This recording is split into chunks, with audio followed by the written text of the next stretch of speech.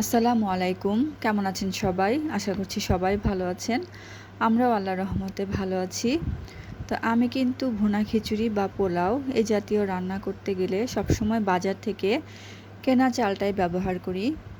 কিন্তু আজ আমি যেই ঝরঝরে ভুনা খিচুড়িটা রান্না করেছি, এটা কিন্তু বাজার থেকে কেনা কোনো চাল না। এটা আমাকে একজন তার জমির চাল আমাকে দিয়েছে। তো দেখেন এই চালটা কিন্তু আমি কখনো দেখিনি। এরকম চাল আপনারা দেখেছেন কিনা জানি না। তো যাই হোক, চালটা দেখতে যেরকম সুন্দর, খিচুড়িটা মাশাআল্লাহ অনেক বেশি ঝরঝরে হয়। তো চালটা আমি কিছুক্ষণ পানিতে ভিজিয়ে রেখেছিলাম। এবার আমি একটি হাঁড়িতে তেল দিয়ে তেলটা গরম হলে এর মধ্যে কিছুটা পেঁয়াজ কুচি দিয়ে দিয়েছি। তো পেঁয়াজ কুচিটা আমি বাদামি করে ভেজে নিব। তো দেখেন আমার পেঁয়াজটা কিন্তু বাদামি হয়ে গেছে প্রায়। তো বাদামি হয়ে গেলে আমি কিছুটা পেঁয়াজ এখান থেকে তুলে রাখবো। এই বেরেস্তাটা আমি তুলে রাখছি। আমার খিচুড়িটা হয়ে যাওয়ার পরে এটা আমি দিয়ে দিব। তো এই পর্যায়ে আমি এখানে আস্ত গরম মশলা দিয়ে দিলাম, আর হচ্ছে আদা রসুন বাটাটা দিয়ে দিলাম। তো মশলাটা আমি কিছুক্ষণের জন্য কষিয়ে নিচ্ছি যাতে কাঁচা ভাবটা চলে যায়। এরপর দিয়ে দিলাম হচ্ছে লবণ, স্বাদ মতো লবণ দিয়ে দিলাম। এরপর কিছুক্ষণ নাড়াচাড়া করে আমি এর মধ্যে 1.5 চা চামচ পরিমাণ হলুদের গুঁড়া দিয়ে দিচ্ছি। তো হলুদের গুঁড়া দেওয়ার পরে আমি আবার কিছুক্ষণ এটাকে কষিয়ে নিব।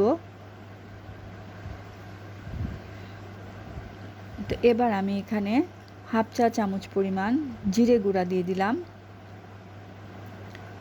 তো এটা হচ্ছে আপনারা না দিলেও পারেন। তো আমার মশলাটা যেহেতু কষানো হয়ে গেছে, এবার আমি ধুয়ে রাখা চালটা এর মধ্যে দিয়ে দিচ্ছি। তো দেখেন চালগুলো কিন্তু একটু অন্যরকম, আপনারা বুঝতে পারছেন কিনা জানি না। এই ধরনের চাল আপনারা আগে দেখেছেন কিনা জানি না, তবে আমি কিন্তু এই প্রথমই দেখলাম এই চালটা, এবং আমার কাছে খুবই ভালো লাগলো। এটা খেতেও বেশ ভালো।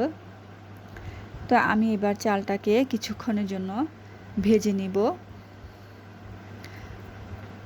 তো ভাজা হয়ে গেলে আমি এখানে পরিমাণ মতো পানি দিয়ে দিচ্ছি। আর আমি কিন্তু পোলাও, বিরিয়ানি, খিচুড়ি এগুলাতে কখনোই মেপে পানি দিই না। আমি আমার আইডিয়াতেই পানি দিই এবং মাশাআল্লাহ হয়ে যায়।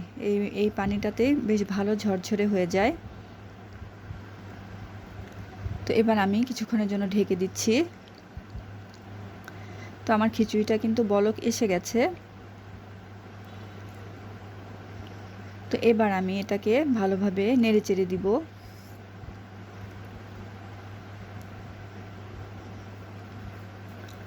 তো এখান থেকে দেখেন পানিটা কিন্তু অনেকটা কমে গেছে।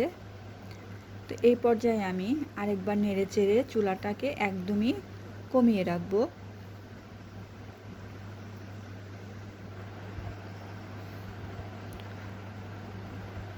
তো খিচুড়িটা যত বেশি ঝরঝরে হয় ততই কিন্তু খেতেও ভালো লাগে, দেখতেও সুন্দর হয়। তো পানির পরিমাণটা সবসময় বুঝে দেওয়ার চেষ্টা করবেন। তো এই পর্যায়ে আমি দমে দিয়ে দিচ্ছি।